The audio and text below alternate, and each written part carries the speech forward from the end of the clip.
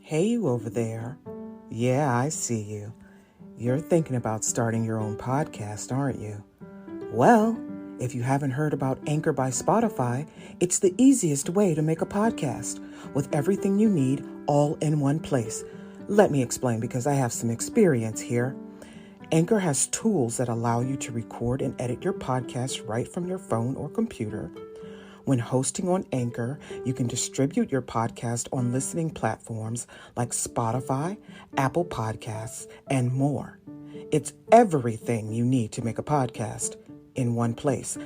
And best of all, Anchor is totally free. Yeah, that's right. You heard me. Totally free to record, edit, and distribute your podcast. It doesn't get any better than that. So download the Anchor app or go to anchor.fm to get started.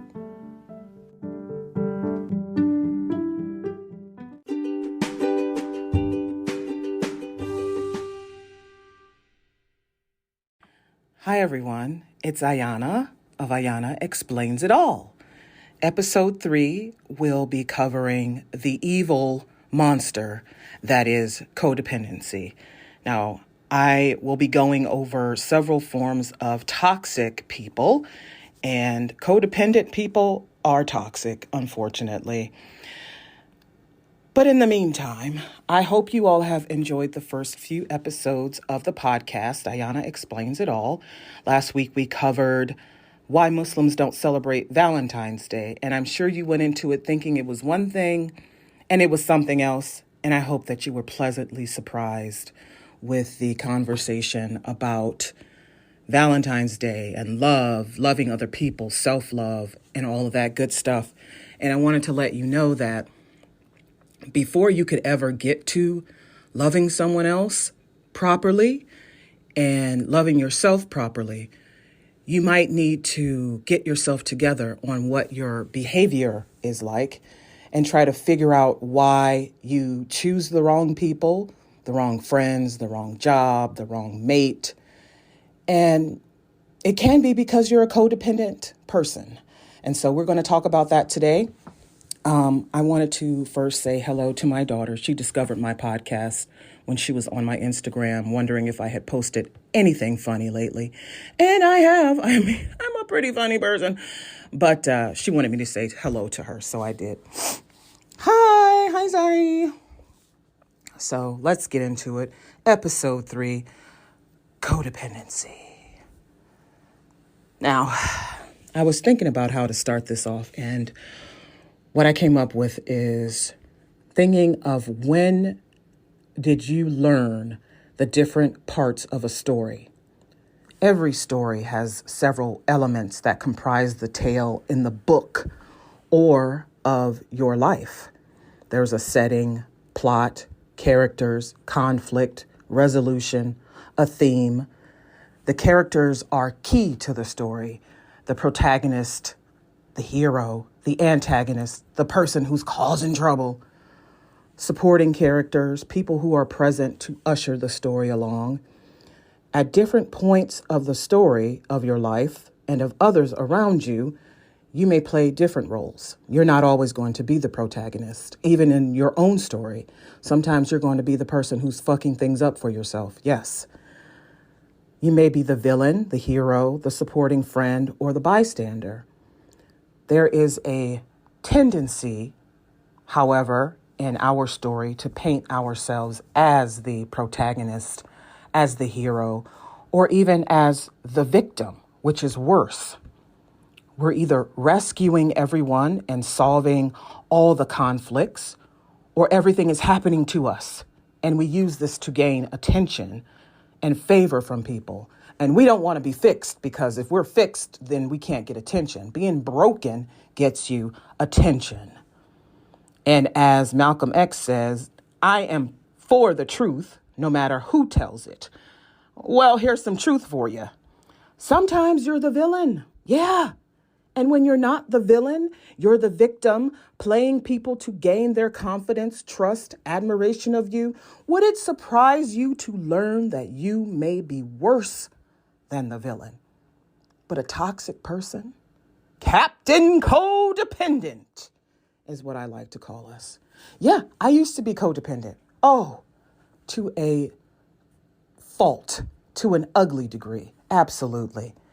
And when I started in therapy, that is my most recent stint in therapy. It's been a few. It takes a lot to get it right, as the song goes, when you're learning the facts of life, okay? My therapist told me to read a book called Codependent No More: How to Stop Controlling Others and Start Caring for Yourself. It's a book by Melody Beattie. My therapist, right off the bat, after that hour, she immediately identified me as a codependent. I thought, girl, bye. I ain't no codependent, nothing. Leave me the hell alone. You don't know what you're talking about. I'm fine. I'm just depressed and anxious. And I have PTSD and da-da-da-da and on. And she said, fine, but some of that depression, some of that anxiety is because you're a people pleaser. It is because you are always trying to please people. You're always seeking the approval of other people in your career, in your love life, in your home life, when you raise your kids, what you should do. You're seeking approval from your friends, your parents, your siblings, even strangers. She said, basically, codependency is not something that you have.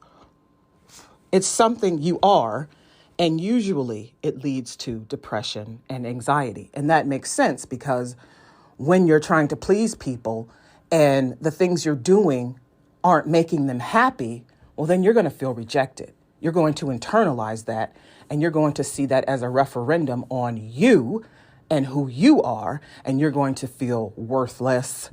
You're going to feel ugly. You're going to feel like you don't matter to them. You're going to feel all these different things about yourself because you have taken that rejection to heart. So let's get into the definition of codependent. In her book, Melody Beattie defines a codependent person as one who has let another person's behavior affect him or her, and who is obsessed with controlling that person's behavior. And codependency is an emotional, psychological, and behavioral condition that develops as a result of an individual's prolonged exposure to and practice of a set of oppressive rules that prevent the open expression of feeling, as well as the direct discussion of personal as well as interpersonal problems. Wow. My God. So essentially, the rules are what's stifling you. They're smothering you. They're keeping you from expressing yourself. They're keeping you from identifying as who you really are. They're keeping you from being who you really are. You're living by these rules and you're obsessed with them and you're obsessed with pleasing people. So you're going to follow these rules. Now, this is a problem that we see often in organized religion. I mean, for me, Islam is perfect. I love it. But the people who practice Islam are not perfect. In fact, some of them can be quite villainous and evil. And yes, they're codependent. And yes, they are what I'll talk about next week, narcissists. And yes, they make people feel oppressed. And they use the rules of the religion to oppress people when it's far from that. Islam is one of the most peaceful, liberal, wonderful, amazing religions, but it's been distorted and it's been used to make people feel like they can't express themselves, like they can't be who they want to be. That's the people doing that. That's not the religion doing that. That's the people.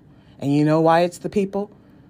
Because those people are toxic, or those people are codependent, narcissistic. They're the victim. They're the egomaniac.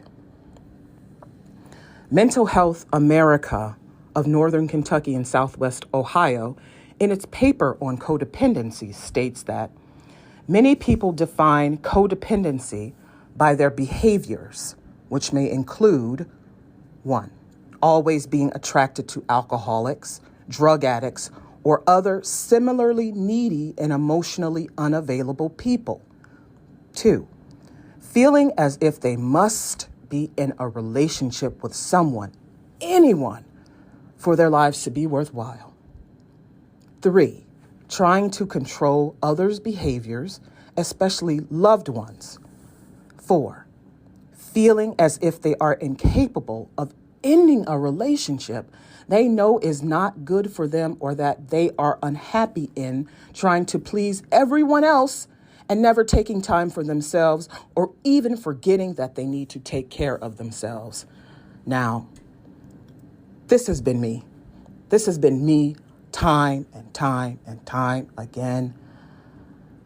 And I know that this has been some of you. If you're a person who is the child of an alcoholic or a drug addict or someone who was physically, emotionally abusive or someone who had to take care, you had to be the adult. You had to be the one taking care of people.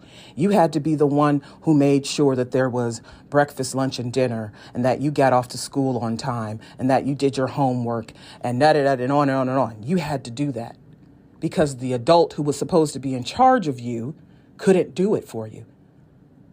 They didn't have it to do it for you.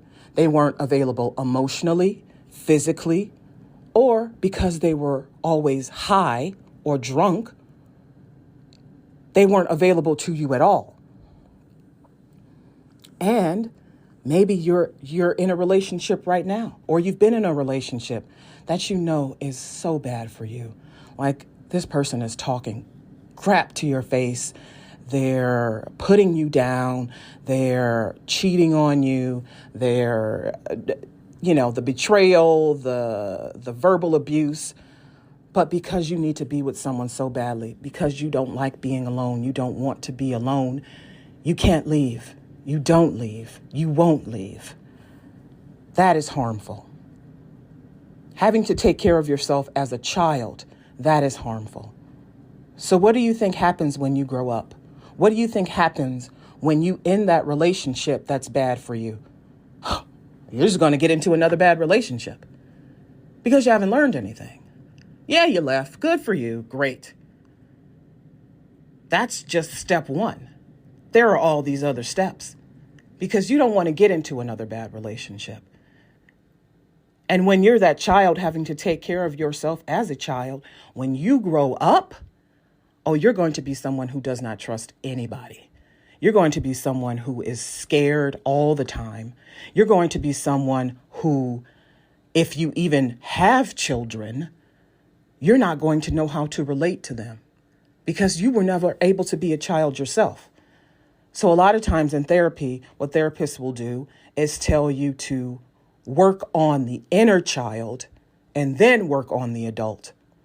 Because if you are trying to work on the adult without addressing what the child went through or what that child was feeling, all those times they were disappointed or made to feel like they had to please someone unreasonably or take care of someone who should have been taking care of them, if you don't deal with that, you're not going to understand what the hell's going on with the adult.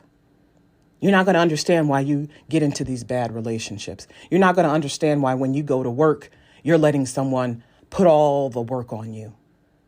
You're people pleasing at work. You're going, oh, no, I don't mind staying late. No. Or no, I don't mind taking a pay cut. No. Or no, I don't mind starting my salary at less than what I'm worth. Oh, no, I don't mind being called on when I have the most knowledge in the room. That's you.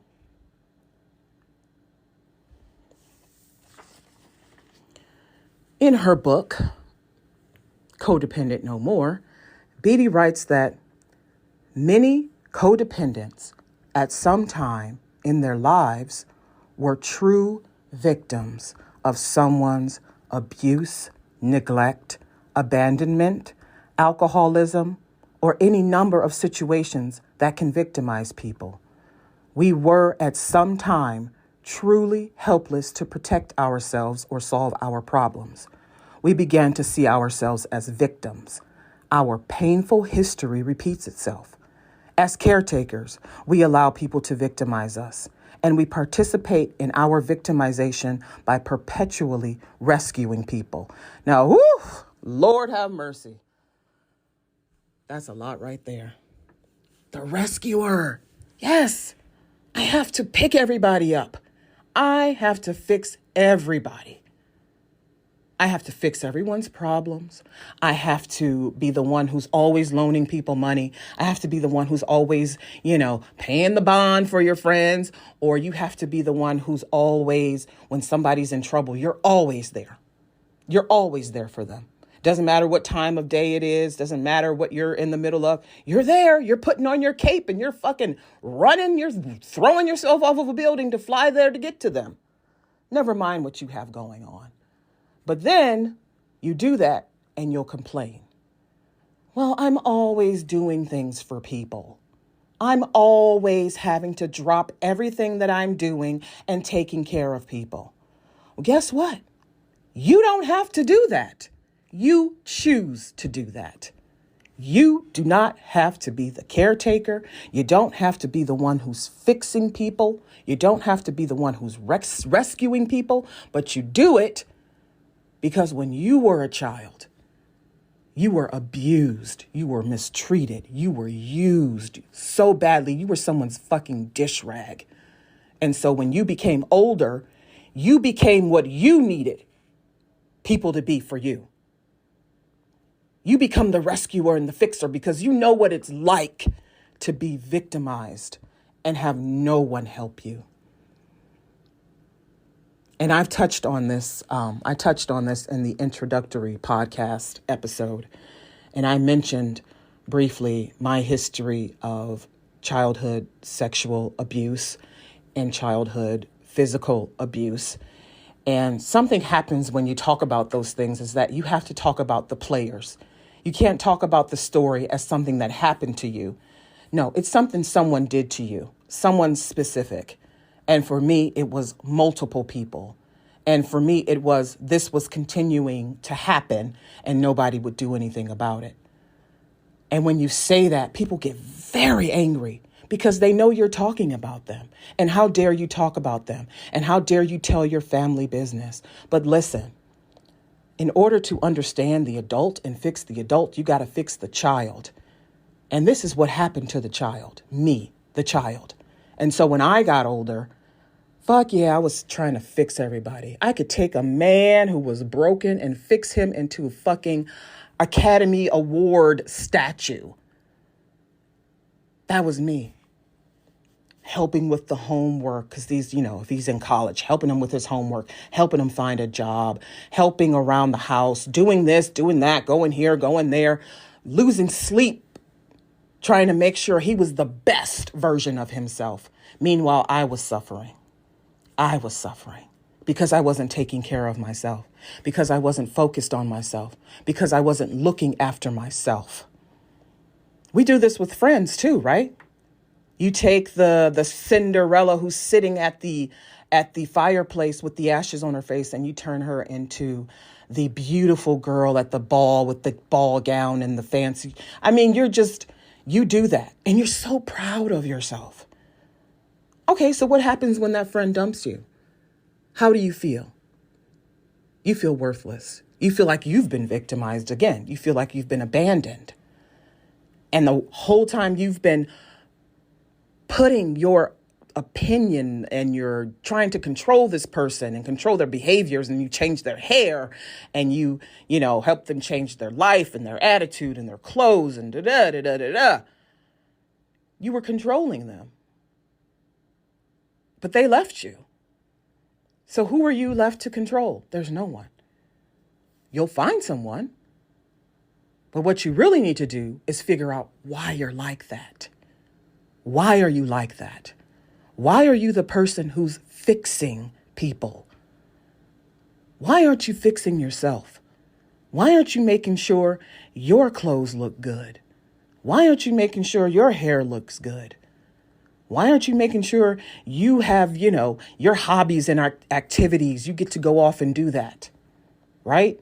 Parents, we do this a lot because obviously we have to. But we don't have to give 100% of every ounce of ourselves and our time to our kids to the point that we're exhausted. We don't have anything left for ourselves. Not even on a weekend when you don't have to work. What are you doing? You're spending 8, 10, 9, 15 hours doing things with the kids. And that's great. Oh, that's great. That's wonderful. You're a great parent. But who are you as a person? When those kids leave, because they're going to leave. Hey, they might come back too. But when they leave, who are you? Is that when you're finally going to be able to do the things that you love to do? Go the places you love to go? What if, the last kid leaves and you drop dead right then? Oh, well, at least my kids are going to grow up and be good people and good. They'll be good in society. But guess what? Growing up, your children did not see you in healthy, functioning relationships. Your children did not see you traveling. Your children did not see you enjoying life. Your children did not see you going out on your own. And yeah, my mom has a night. They didn't see you do anything except be in the house, take care of them. Be at the games, be at the cheer competitions, be at the dance competitions, be at the music recitals. That's all they saw from you. They saw you being the parent who cooks and cleans, being the person who does all of that's what they saw from you. They didn't see you interacting with your spouse. They didn't see you interacting with other adults. They didn't see you doing things that show that you were healthy and fun and wonderful and that you were okay and things were okay. And yeah, they appreciate it. Oh, absolutely. But what do you have left when they're gone? And this is the same for people who are caretakers of a disabled person, someone who can't take care of themselves. Your life becomes their life. Your life becomes completely entangled in these people. And yeah, they need someone to take care of them. Absolutely. Sometimes you're going to have to hand that off to somebody else. Oh, yeah, I know. No, you're not going to relinquish control to anyone because number one, you don't trust anybody. Number two, they're not going to want anyone around but you because that's all they've been seeing. And number three, how do you know they're going to be treated well? Because you're the only one who can treat them well. You're the only one who could do for them the things that they need. But at the same time, when was the last time you got your hair done? When was the last time you went to a concert or on a trip? When was the last time you went on a date? When was the last time you joined a club and everything was great and fun and you had a good time and you were living? When was the last time you did that? You can't do it because you're busy taking care of these people. And yeah, they need taken care of. But sometimes you're going to have to hand that off so that you can go and take care of yourself. And I've seen this many times. I work in disability law. I see this all the time. There are family members who have to step up and take care of the person. Do everything for these people. I read these stories and I'm like, sheesh, I wish I had somebody who cared enough for me to fucking button the buttons on my shirt, to tie my shoelaces, to brush my hair. There are people who step up and step in to do so much for other people. It's incredible, but it's also exhausting. It's exhausting. You're going to have to hand that off. You're going to have to hand it off. You're going to have to relinquish control. It's hard. It's going to be hard. Everyone says this all the time. Oh, it's easier said than done. Well, fucking duh. I've used a lot of F-bombs. Let me tell you, the subject of codependency just gets me off my nutter.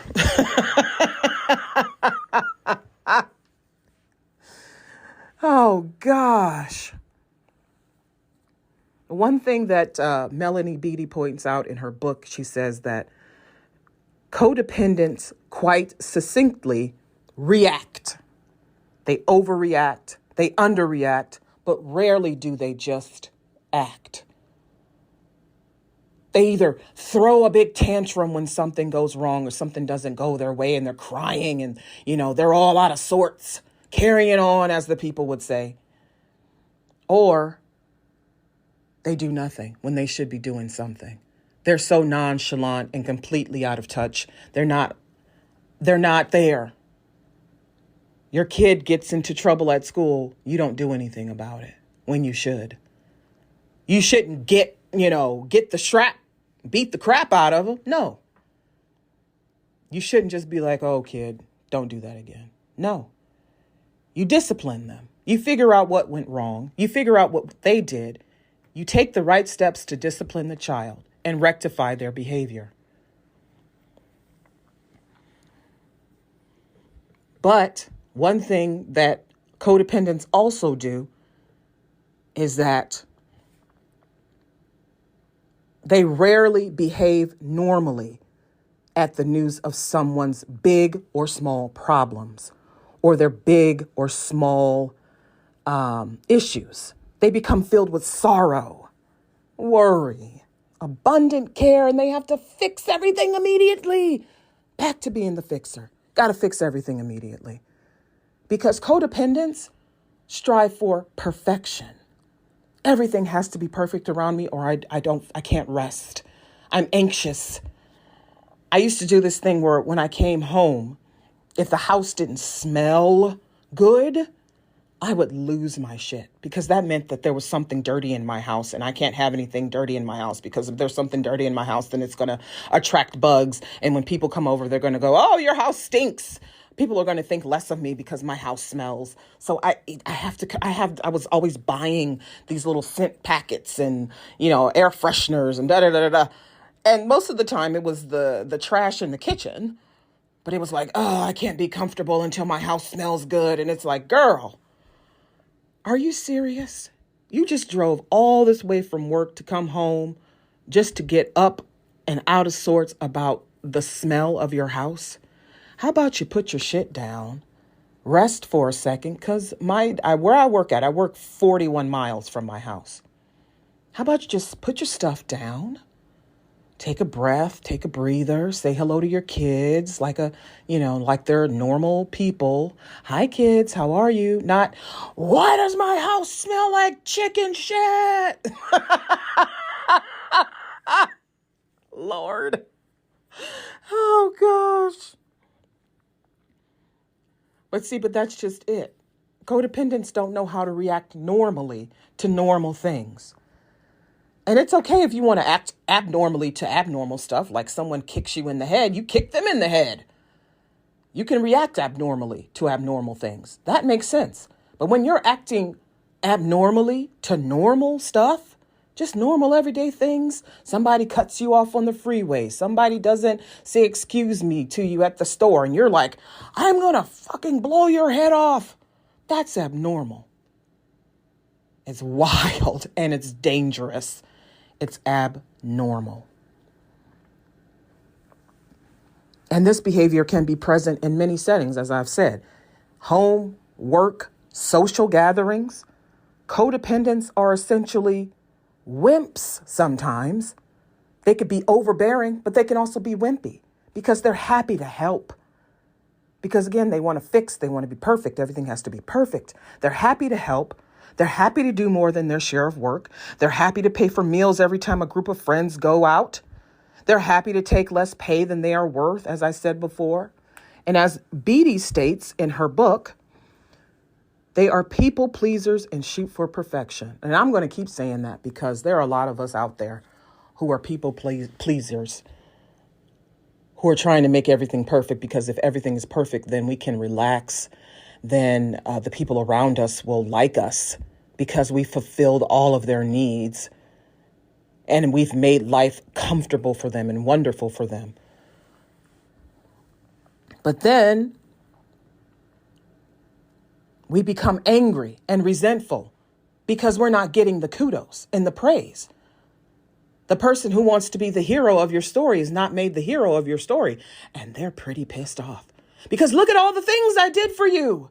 Look at all the things I did, all the places I went. I can count. I can't even count. I've done so much for you. I've given you so much money, and I've watched your kids, and I've done this and that. And why aren't you returning it by praising me up and building me up and making me look like I'm the best person in your life? And why aren't you doing that? They become angry and resentful at you because you didn't give them the reaction that they believe they deserve. Well, let me tell you something right here, right now. You are only responsible for yourself. People can feel however they want. Those are their feelings. Their feelings are not your feelings. You don't have to adopt the feelings and thoughts and opinions and beliefs of other people. You have to have your own feelings, thoughts, opinions. Yours, your own. You don't have to take on those of other people. Somebody comes to you and say, why did you do that? I don't like it when you do that. You say, oh, why do you care if I do this? Then they'll shoot some lame excuse back at you, 'cause you don't have to justify anything to anybody. You don't.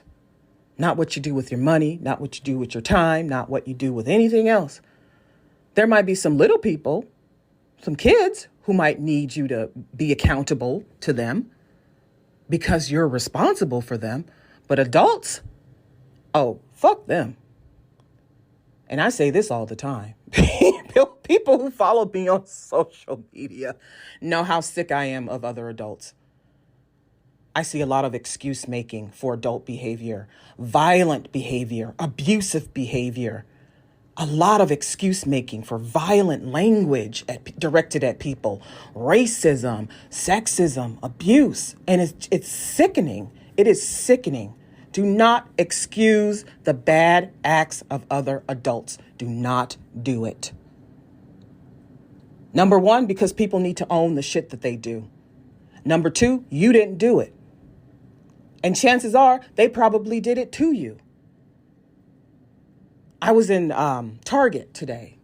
And you know how Target is. There's so many fucking people in Target any given time. There are people everywhere. People all in the... Me, if someone is in my way, I will say, excuse me. And then I'll move by. What I've seen, and this is mostly from women. I really need women to stop doing this. Women will apologize when I say, excuse me. Don't do this. You didn't do anything wrong. The aisles in Target are small and they're not big enough for 4 or 5 people and 4 or 5 carts. That's just the way it is. You didn't do anything wrong. Why are you apologizing? And I always go, no, you're okay. I'm just trying to get by. Because it pains me that people apologize for just standing somewhere. If you're in my way, I will ask you to move. You don't have to apologize. And not even if you're in my way. If you're in the aisle and I need to get through, I don't want to hit you with my cart. I don't want to hit your little baby with my cart and the baby stroller. I don't want to bump your purse and make you feel like somebody trying to rob you. No, I want to get through without hurting anybody. You don't have to apologize to me. I'm just trying to look out for me and for you. You don't need nobody looking out for you either. But you also don't need me to hit your Achilles heel with this shopping cart. Ay, ay, ay. One of the hallmarks of a codependent person, as Beatty talks about in her book, is that they are obsessed with the people they care about. Lord have, woo! When you ask them how they feel in a particular situation, like if you have an argument with someone, or if you're having, a contentious debate with somebody, you ask them how that person feels. Person 1 feels. They'll tell you how person 2 felt. They can't voice their feelings because they don't know. They can't access them because they haven't even bothered to care about what they feel because they're always concerned with what other people feel. They are not in the present, in their own feelings, owning their own behavior and expressing their feelings. And now that we've covered why your ass is a codependent, how do you break out of codependency? Now, this has been something I've been working on. It's been 2 years. Yeah. For 40 years, I was a codependent person. A mess, an absolute mess. All of the hallmarks of codependent behavior, I had them. But I also had the trauma early in my childhood that I had to contend with. So my depression and anxiety started there. But then it became, I need to control the environment around me because everything is always so unstable. There was always something going on. There was always fighting. There was violence. There was abuse. There was this. But there were also good times. But even during the good times, I didn't feel settled because I just assumed something bad would happen. The doom and gloom. And so I was always tense. I was always nervous. Or I just couldn't leave the house at all. And I would sleep a lot, and I was always sad and always wore a scowl, and I was just a mess. And so now that I've broken out of codependency, I feel so good. I feel like a completely different person. I feel like a new person. I feel, born again. It's amazing. It's wonderful what breaking free of trying to control everything around you, of trying to be perfect, of trying to fix everyone, of trying to relate to everybody, of trying to, make everyone around you feel comfortable. Everyone's feelings, you have to take into account how everyone feels about everything, about the way that you dress, about the way that you talk, about who you hang out with, who you date, who you marry.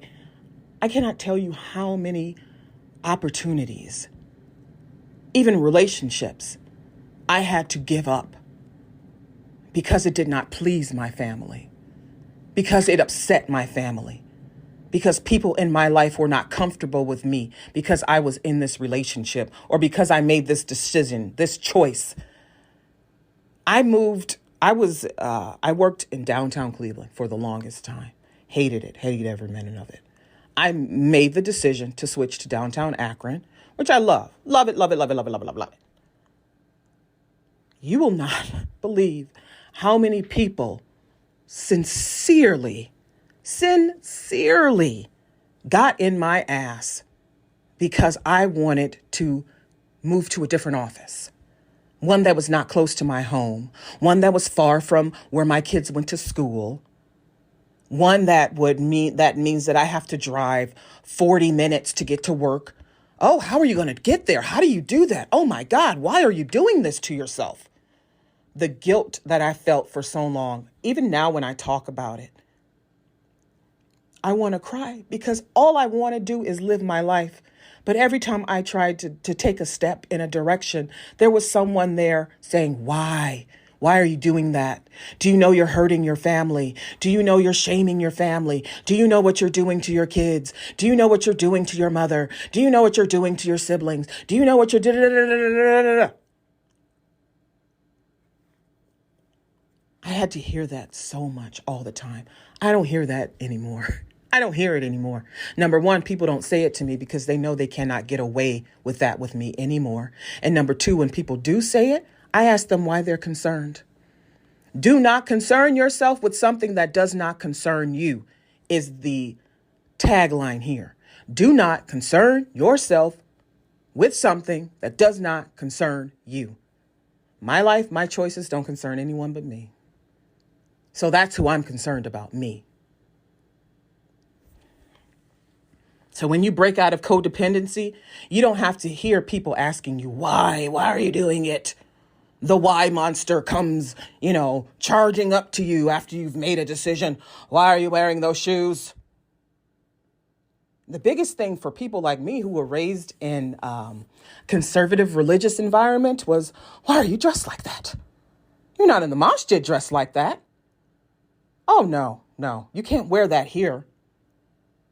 Or why are you standing on the men's side? Do you know how many times I've been escorted out of a masjid because I refused to conform? Oh, please. Proudest moment was when someone told me to leave and I refused to leave. It's a house of God.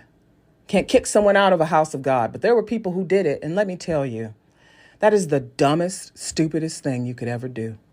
When people come into a house of God, leave them alone. Let people worship. Let people do their thing. You are not in charge of anyone but yourself. You are only in charge of you.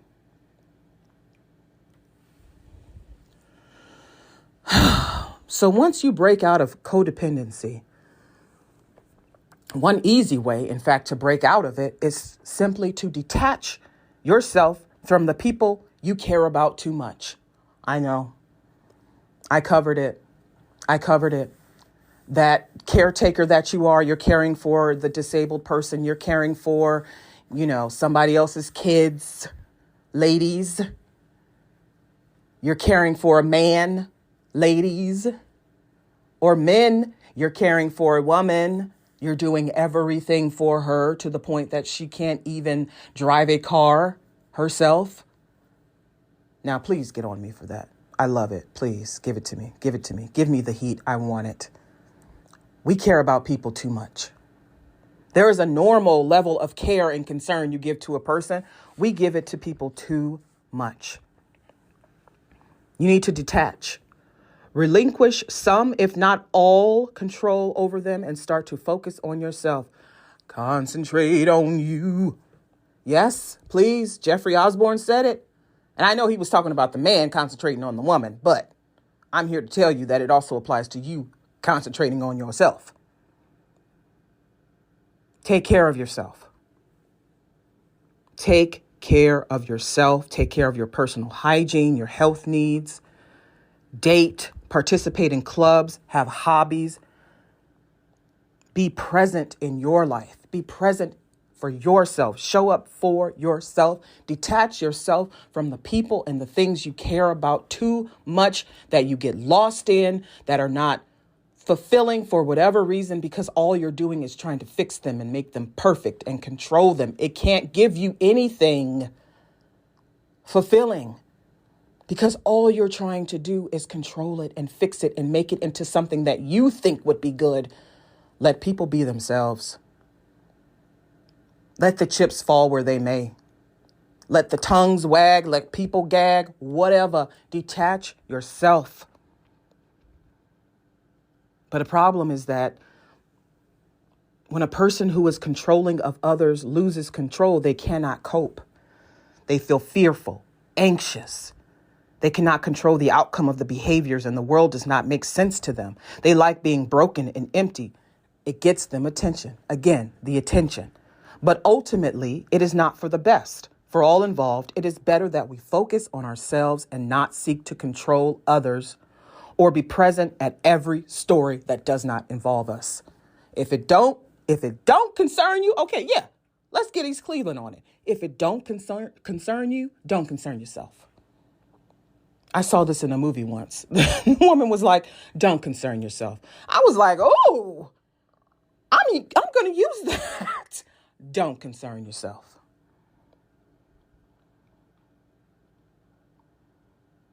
You need to learn to love yourself unconditionally. Make choices that validate you truly without concern for what others may think of you. See, now, because codependents take rejection hard. They take it as a reflection of their self-worth. You feel ugly, invisible, unloved, unwanted. Your worth is tied to someone's approval of you. And when they do not approve of you, you are devastated. You're not worthless, though. You're not worthless because someone rejects you. You do not, as Beatty says, have to forfeit your self-esteem to another's disapproval or rejection of who you are or what you've done. Hey, and if you did something wrong, then you take steps to rectify it. But you do not give up on yourself. You do not stop looking out for yourself, caring about yourself, loving yourself. You do not shrink or disappear because you acted badly or inappropriately. The thing that separates us from the monsters is that we recognize we acted poorly and we do something about it. We learn from it, become better, improve. Practice does not make perfect. You'll never be perfect, but you will be better. Now, this is something that I hear quite a bit, and it just, I sometimes people who are codependent will say, well, I'm an empath. And this is why I can't spend time in public because people's energies, I just tap into everyone's energies and I pick up on it. And if something is negative, I just pick up on it. And I don't want to have any negative energy around me because then I'll pick up on it because I'm an empath. Listen, rarely will you find a person who can tune into and take on the emotions of those around them. Rarely. You're not an X-Men character, by the way. You're a codependent person used to being told that everyone's feelings about you shouldn't matter to you, as if you could contort yourself to fit 1,000 molds. So everyone's feelings, opinions, and plots affect you because you let them in, you crave them, you're drawn to them. You're controlled by them, and in turn, you become controlling of whatever you can. Your children, your partner, your friends, or you withdraw from society when you're rejected and you blame your absence on being an empath. You do not want to risk picking up energy that is negative. Good vibes only. Fuck your vibes, first of all. Listen. Get through the pain of your former years, that inner child, and be a stable, well cared for person with no care or thought about the opinions of others on who you are or what you do. You're not picking up on others' feelings and taking them on because they have nothing to do with you. And even if they do concern you, guess what? You don't have to believe anything about yourself just because somebody said it's true. You don't have to. You have your opinions and feelings, and you allow others to have their opinions and feelings without being entangled or feeling responsible for them. Detach. And for some of you, this will mean that you set boundaries with people you once cared about to a fault. You do not show up to their drama. You do not rescue them. You do not bail them out. You do not take their 3 a.m. calls. You do not fall prey to their manipulation. When you're working and they're calling and they're texting, you don't answer. You don't respond until you are ready. If you are ever ready.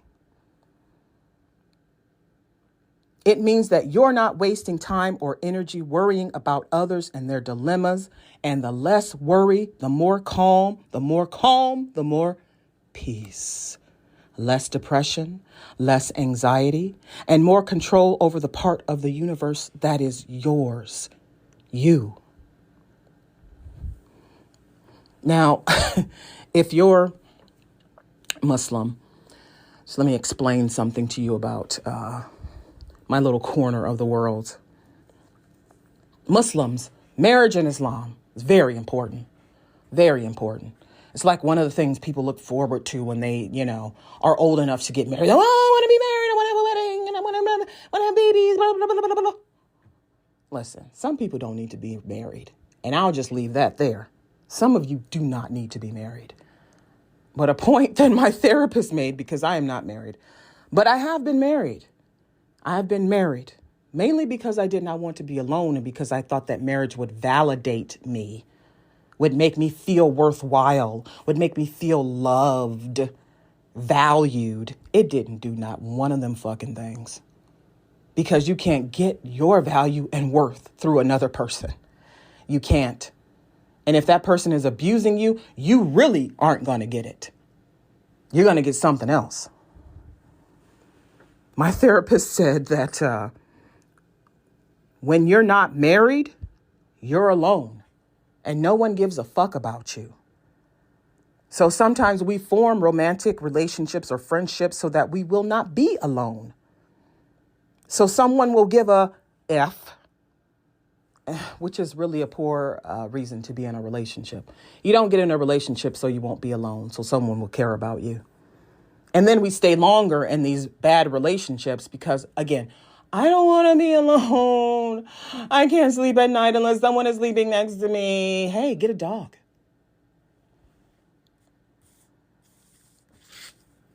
Get a dog. Get a cat. I hear birds are nice.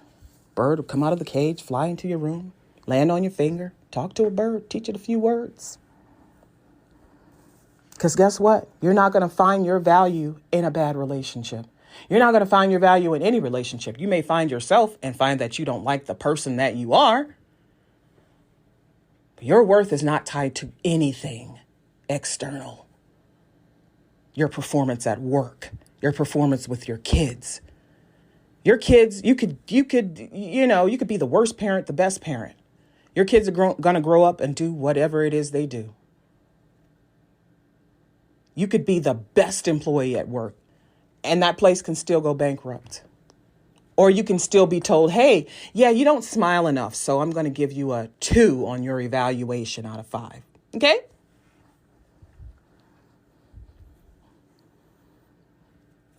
One thing you don't want to do ever is you do not want to internalize situations that have nothing to do with you. Again, don't concern yourself.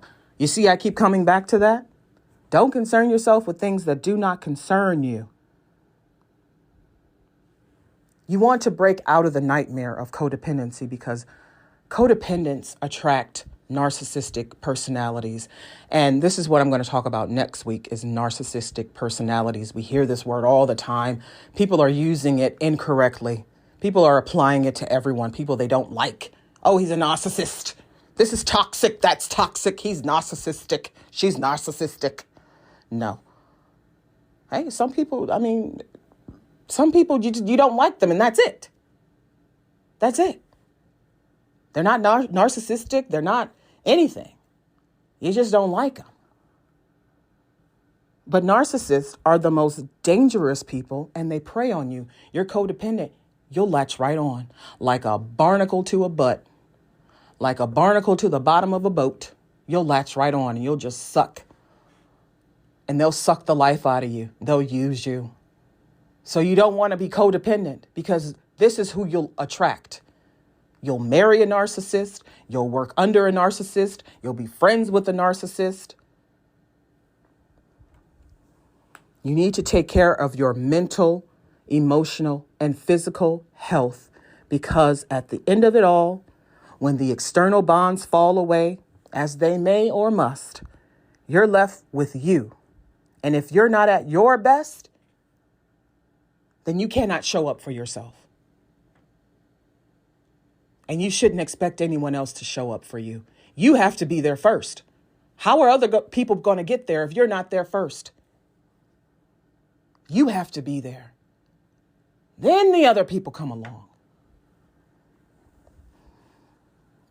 Once you break out of codependency, as I said before, this is the happiest I've ever been in my entire life. That internal happiness, that self-love, it replaces the need for external validation. Imagine you don't care about the opinion of another person on your life, your beauty, your actions. You are happy. You love yourself. You don't need a rubber stamp that says okay on your life. Every time you want to do something, you have to call somebody and ask them if it's okay. Or what do they think? What do you think of this? What do you think if I do this? What do you think if I do that? Girl, why are you asking these people if they care what you do? Do it. Do it. Do what makes you happiest. Once you get to the point where you are not codependent, where you're not being preyed upon by narcissists, where you're healthy and stable, you want to do something, just do it. You don't need anybody to tell you it's okay. You don't need anyone at every step of the way. You're looking back to make sure the people are giving you the thumbs up. You don't need a thumbs up. Just do it. Do the things you've wanted to do. Now that you're finally caring for yourself, go the places you've always wanted to go. You want to cut your hair, cut your hair. You want to put hair in, add it in. You want to wear a wacky outfit? Please do. Crazy shoes? Go head on. You want to buy a sports car? Make sure you can afford it. Motorcycle, bicycle. You want to join a gym? You want to become a fitness trainer? You want to become an airline pilot? I mean, there are so many things. The world opens up for you when you take care of yourself and when you open your eyes to all of these possibilities, when you're living your life for you. When you are living your life and only concerning yourself with your problems, only concerning yourself with your feelings, being responsible for yourself, taking care of your personal hygiene, your mental health, your physical health, focusing on you, concentrate on you. When you're no longer codependent, who is left for you to change? Just you. And you don't have to be perfect either. Don't try to make yourself perfect because you can't be. You can be better. You will never be perfect. You don't even have to be. You will drive yourself crazy trying to make anyone perfect, including yourself. It's no one's job to fix you. That is your job. Stop looking outside for others to fix you. Stop apologizing. Stop begging people to include you. Listen, you cannot fit yourself, your big self, in someone's tiny pocket and be carted around like pocket lint. Or like, mama, I shrunk the kids. Or honey, I shrunk the kids, and you make yourself small and they're like, oh, I'm going to take daddy to work with me today. Ew. Oh, dad, you want to come to school? I'll put you in my pocket and take you to school. No. You can't fit into anyone's mold, anyone's pocket, anyone's anything, because you are big. You are wonderful. You are your own person. You are in your own body. You have built yourself up. You are happy. You are healthy, or you're working on it every day. You are responsible for yourself, and you need to start acting like it. Because guess what? When you're 43 years old and you're miserable, you're depressed, you're anxious, you're doing all these things for people and people still aren't happy. Guess what? It's because you cannot make anyone happy but yourself. You know what makes people happy? Food. You ain't food. And with that, I say good night. And be codependent no more, because it's making you miserable. And you deserve happiness. You deserve love, happiness, care, concern for yourself. And I'll see you guys next week. Well, I'll be around next week. No, I'm kidding. I will be recording next week's episode is on narcissism. If you have any questions about this episode or next week's episode, you can email me at Ayana Explains It All at gmail.com. That's the show title, at gmail.com.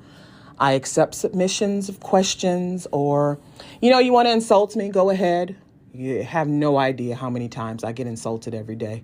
It really does nothing to me. But if you need to get something off your chest, go right on ahead. If it makes you feel better, go ahead. Again, I won't concern myself because it doesn't concern me. You guys are great. Thank you. Good night.